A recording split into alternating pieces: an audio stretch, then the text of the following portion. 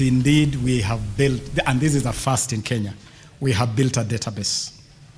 I can even make even happier that from the activities going on in schools, we have pipelined or connected all those activities to the Kenya Academy of Sports.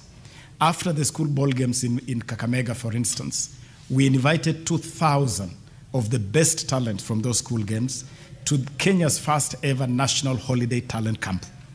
It is from that talent camp that you have seen youngsters now going to play for Kenya in the under-18 Sekafa Championship. A lot of the boys and girls who have been selected for those junior national teams came from that talent camp. Some have even gone to international academies. We have 3 boys right now, Aldrin Kibet, Alvin Kasavuli, Amos Wanjala, at the Nastic Soccer Academy in Spain, Louis Ngavi at the Montverde Academy in Orlando, in Florida, in the US. And so we have a good system of not only identifying them, but also progressing them and exposing them to further growth.